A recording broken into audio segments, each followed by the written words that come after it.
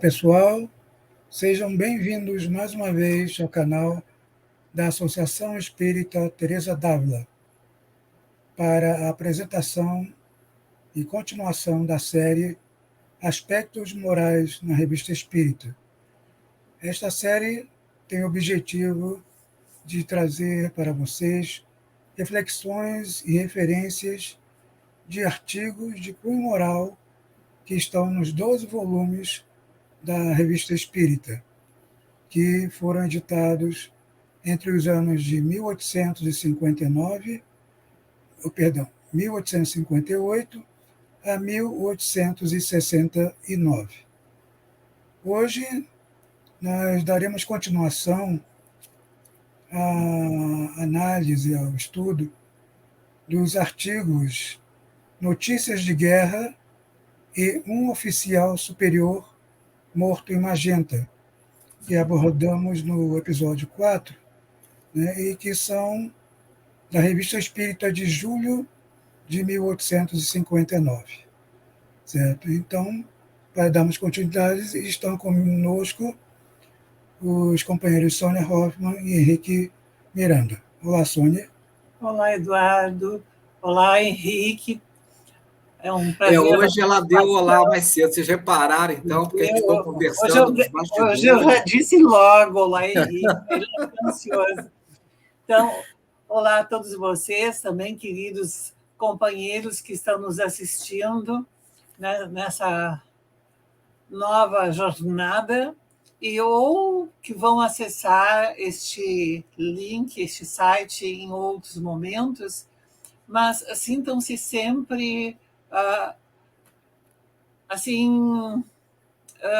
sempre certos de que nós estamos agradecendo muito pela presença de vocês, por vocês estarem aqui compartilhando conosco, assistindo os vídeos, dando também seus likes, e, enfim, não é? De alguma maneira nos apoiando e nos incentivando, porque o nosso objetivo, o nosso grande objetivo é de trazer aqui para esse nosso encontro algumas questões que estão dentro da Revista Espírita, mas nós não vamos ler na íntegra os artigos. Nós vamos conversar sobre eles, justamente para que vocês também possam começar a desenvolver, aqueles que não têm este hábito, começar a desenvolver o hábito de ir até lá, a Revista Espírita, e ler na íntegra, e muitas vezes vão encontrar muitas outras mais interpretações, ou muito mais alguns outros pontos de discussão que nós aqui não estabelecemos. Mas é assim que justamente nós vamos cada vez mais nos incentivando não somente a ler sobre aquilo que o Espiritismo nos traz em termos de conhecimento, mas que nós possamos estudar e nos instruir com as mensagens e com todos os artigos que vêm nos apresentando a possibilidade de nós começarmos a ampliar a nossa bagagem de conhecimentos e também a nossa modificação de atitudes. Bem, mas eu acho que eu estou falando demais aqui, então tá. Não fica tão ansioso. Você já falou comigo, já estou satisfeito, Sônia, já está tudo bem. Tá bom. Uma vez ela esqueceu de mim, aí eu fiquei assim, né? Mas hoje está ótimo, pode continuar. Eita, Silmeira. Mas nós não vamos entrar em guerra. Não, eu queria agradecer também que Eduardo está acompanhando as visualizações, que as pessoas estão se interessando, estão acompanhando. Como Sônia disse, a Revista Espírita como disse, é uma revista de variedades, mas são variedades não naquele sentido do supérfluo, do necessário, do essencial, para, como Eduardo e Sônia estão comentando, para o nosso engrandecimento moral. E são artigos, às vezes, são alguns pequenos, alguns mais longos, mas é aquele artigo que você pode parar, separar um dia, ler, até, olha, eu vou dizer, até como lazer. um lazer saudável que a gente pode cultivar na leitura da Revista Espírita, porque, olha, sinceramente, é algo que vai trazer prazer para você na leitura. Mas vamos começar, então? Vamos. Bom, então hoje seria a segunda parte, a gente vai falar do oficial morto em Magenta, que foi aquela batalha que nós descrevemos. Quem quiser saber, então, com mais detalhes sobre essa batalha e a guerra, que foi a Guerra de Unificação Italiana, que começou em 1848, vocês podem, no programa anterior, vocês vão recapitular toda a história da batalha. Mas esse oficial superior é muito interessante a história dele, porque é este oficial que vai dar a autorização de funcionamento numa época muito difícil, porque Napoleão III, que era então um ditador, ele estava ali, ele foi eleito democraticamente, mas depois ele dá um golpe de Estado. Ele se torna um ditador francês. E aí a gente fica pensando, o Kardec teve vida fácil, porque ele sentava lá, estudava com tranquilidade, sem perseguições, nada disso. Existia uma crise social, política, econômica, e a crise política era muito séria e não haviam liberdades. O que aconteceu é que a Sociedade Parisiense de Estudo Espírita, a gente foi fechada e precisava de uma autorização. E, bom, quem é da antiga, da década de 40, passou por isso também, e até foi fichado pela polícia do Getúlio Vargas aqui no Brasil, por causa também da ditadura do Getúlio Vargas na década de 40, que os centros espíritas precisavam de autorização. E até fora do Brasil também, os centros funcionavam com portas fechadas, com os vidros cobertos, para que ninguém percebesse que havia algum tipo de reunião espírita. Sim, na década de 70 e 80, o Divaldo fez palestras na Espanha, nos porões. Em Portugal também foi assim. Então, vejam que o Kardec ele teve muitas dificuldades e de toda sorte, inclusive a política. Bom, ele pediu, então, autorização, e quem é que vai dar autorização de funcionamento? Quem era, na época, o ministro do Interior e da Segurança Geral. Quem era? Era o general Spinaci, gente, Charles Marie Sprit Spinaci. Então, ele dá autorização.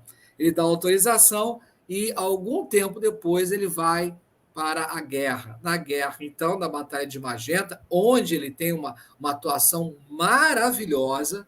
Ele realmente era um estrategista e, com poucos homens, ele consegue dominar a estação ferroviária de Magenta, e dizem até que os austríacos eles saíram correndo, porque a bravura dos soldados, comandado por Spinaci, foi fantástica. Mas, nessa estação ferroviária, ele é morto.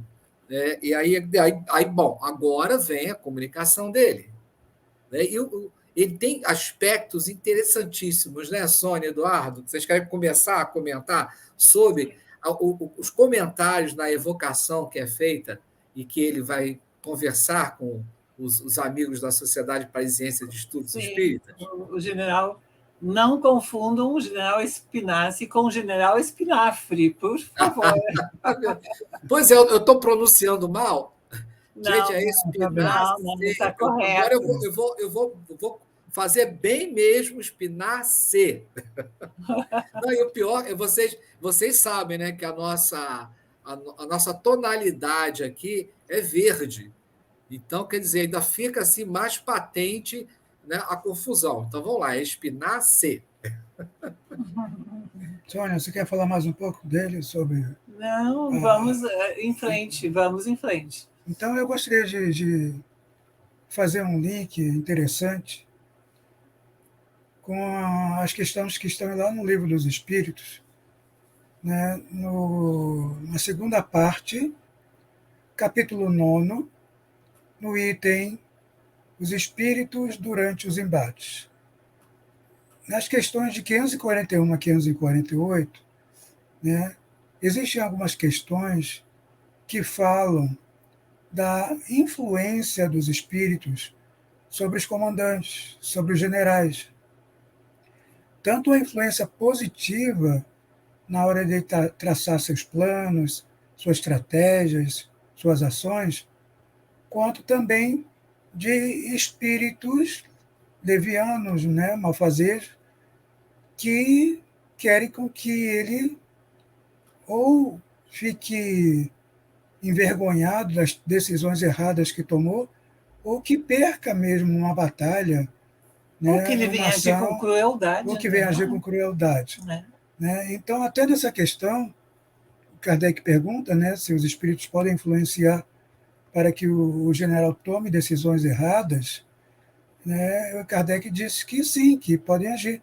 Só que o general tem o seu livre-arbítrio, né, e nesse livre-arbítrio, né, intrinsecamente a gente pode perceber que Kardec quer dizer, ele tem o seu conhecimento, as suas informações, as suas experiências, para saber qual é a sua ideia, e não a ideia que na hora vem para ele, soprada para ele, né, de atitudes meio estranhas, meio de desacordo com o que ele pensava antes. Né? Então, ele, se for uma pessoa firme, com discernimento, em saber o que é realmente ideia dele, ideia não, né, não original, ele vai tomar a decisão certa, senão ele pode tomar decisões incalculáveis que podem levá-lo até a derrota não só de uma batalha, mas também da guerra. Né?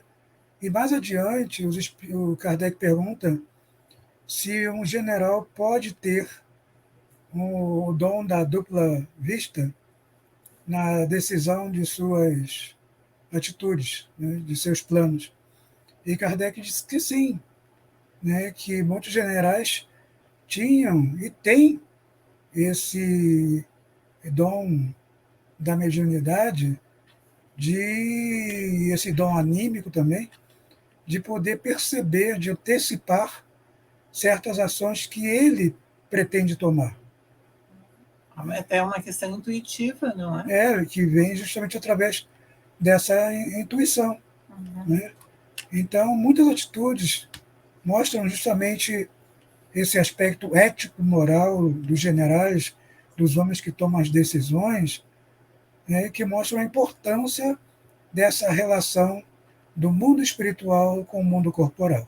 E certamente o general Spinazzi, como ele já tinha um conhecimento e ele era bastante simpatizante com a doutrina espírita, certamente ele já tinha mais conhecimentos e ele poderia tranquilamente agir com mais tranquilidade, no sentido de ser uma guerra o mais justa possível, não ser uma guerra cruel, não é?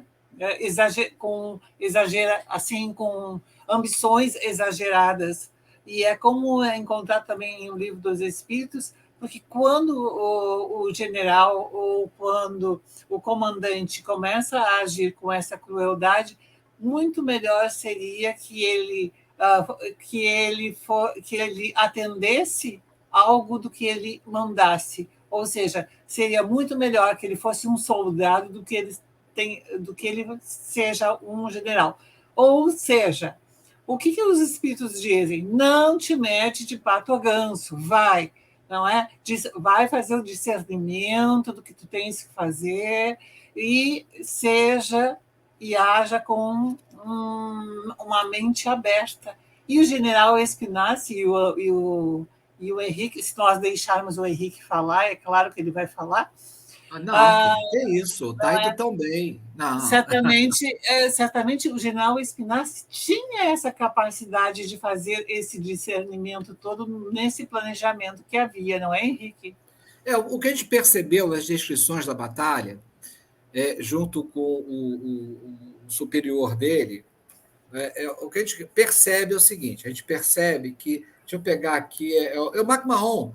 É o MacMahon, outro general que vai ser presidente da França, né, 2 anos após a batalha.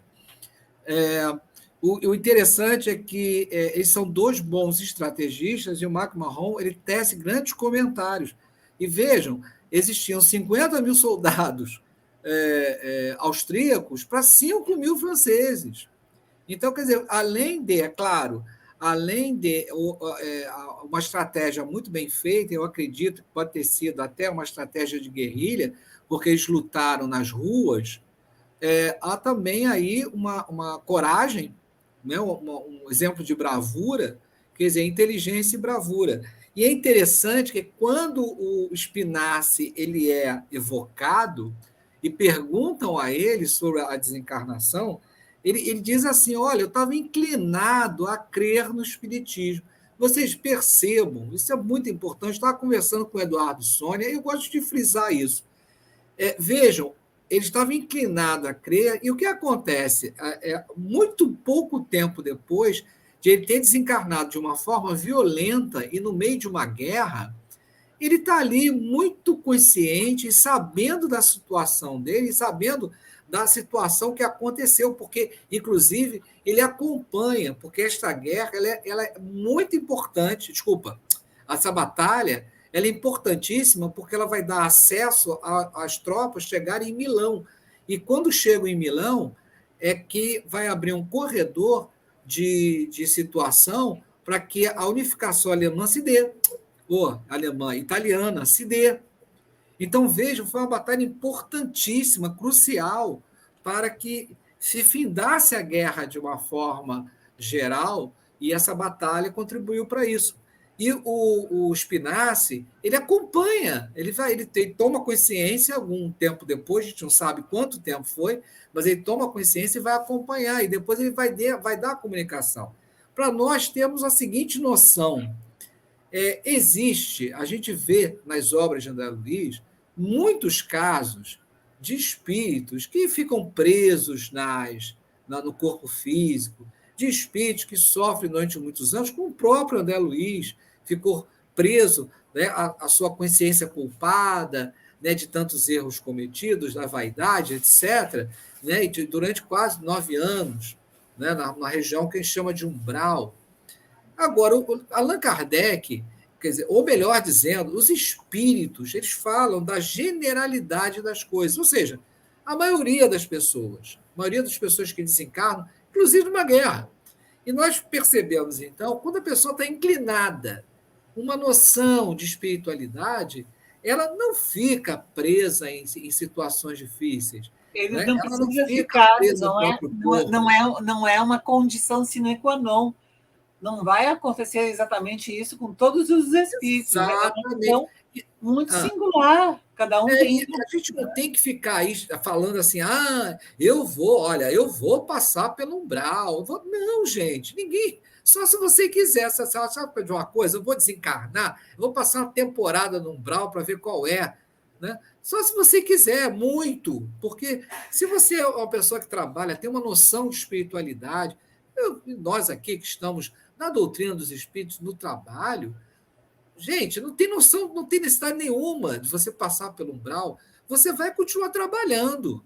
Né? Por que Jesus vai perder um trabalhador porque há uma passagem obrigatória, entre aspas, no umbral? É menos braço. Para que perder braço? Não, gente, vamos trabalhar. Né? Então, em vez do espírita cultivar a ideia umbralina de sofrimento, vamos cultivar a ideia saudável de trabalhar. Então, olha só. Mas daí nós temos que entender também, não é, Henrique, umbral assim como se fosse uma grande cidade.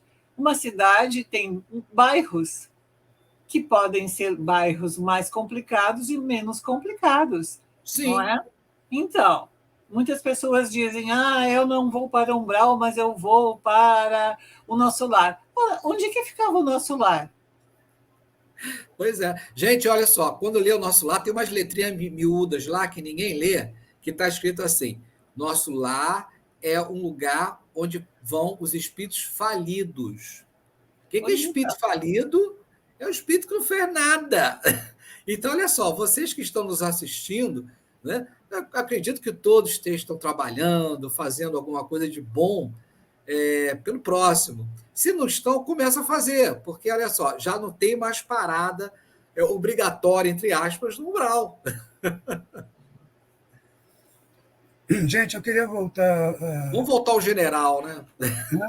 Não, eu gostaria de voltar à questão da guerra propriamente dita. Falar nisso, olha só, eu botei letrinha aqui embaixo correndo, né, sobre o que o Eduardo está falando no Livro dos Espíritos. Tá? Os Espíritos durante o combate, pergunta 541 a 548, que está no Livro dos Espíritos.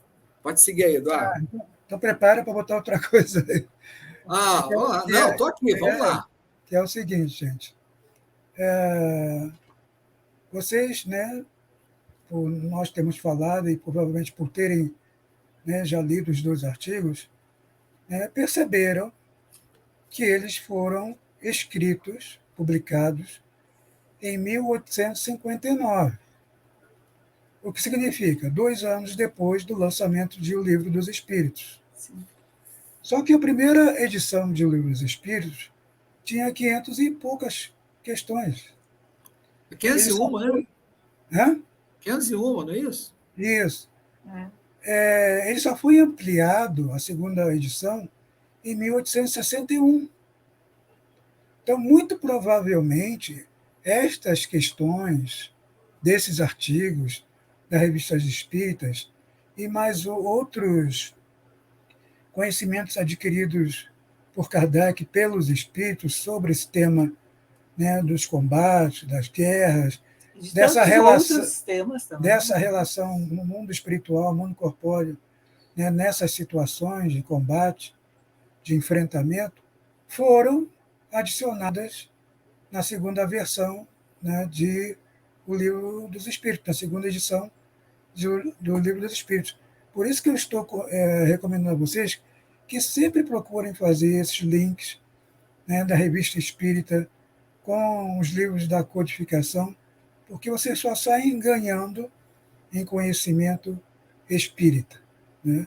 Então, a gente vai ver também, lá na terceira parte agora, das leis morais, justamente na lei de destruição, né, a partir da questão 741 a 745, outras questões que Kardec aborda sobre a guerra. Uma delas é bastante importante, porque, né, qual é a causa que leva o homem à guerra? E os espíritos respondem: predominância da natureza animal sobre a natureza espiritual. E o excesso, né, de paixões. E o excesso de paixões. Uhum.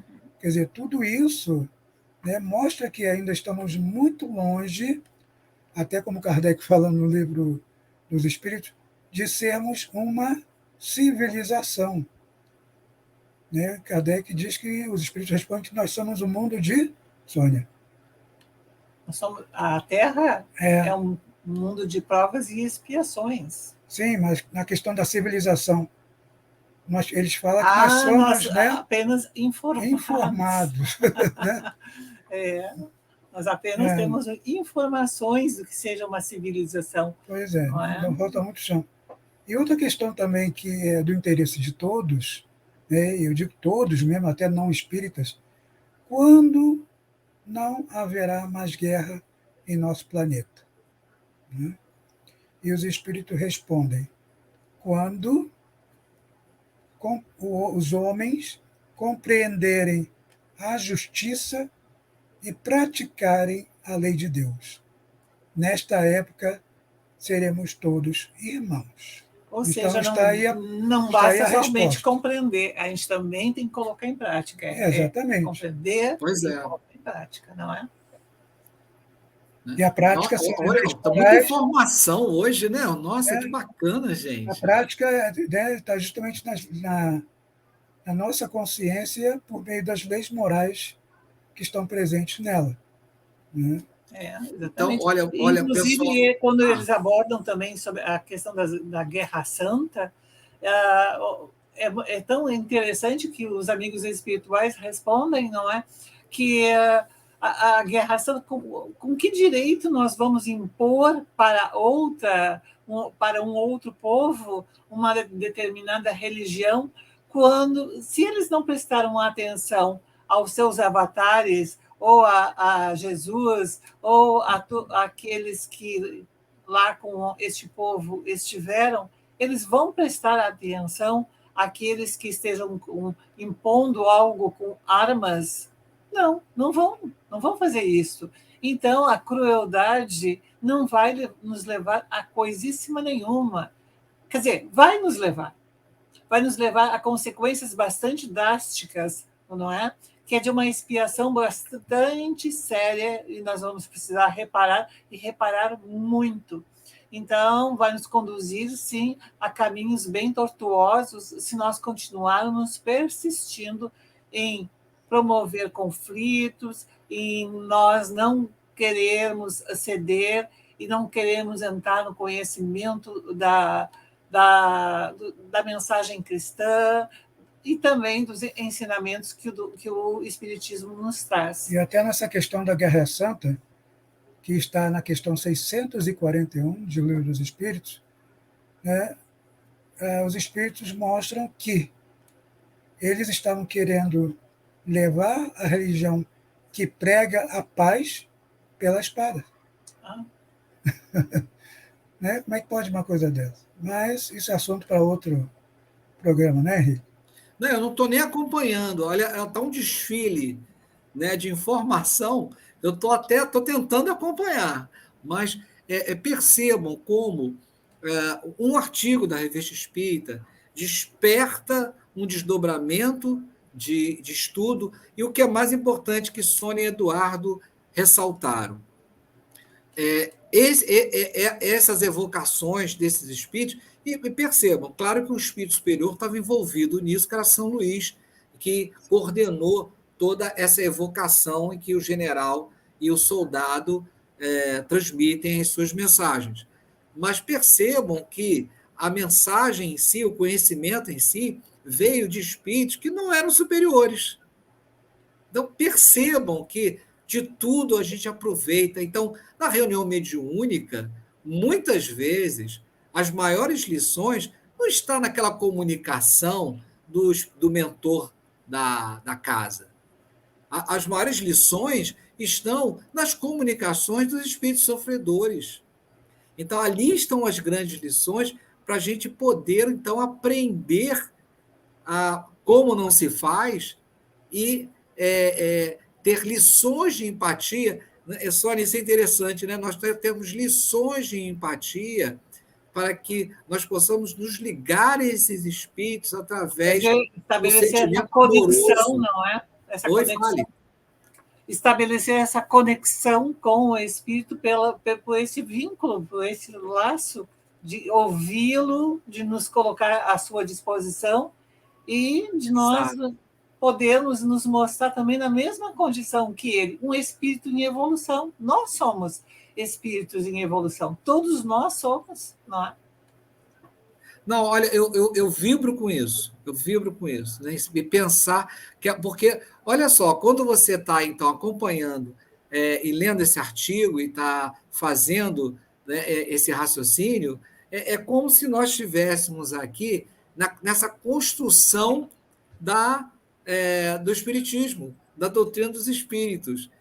Então, puxa vida, então, peraí, então daqui essa questão então deve ter saído dessa observação e, claro, de outras, porque Kardec ele consultava milhares de espíritos.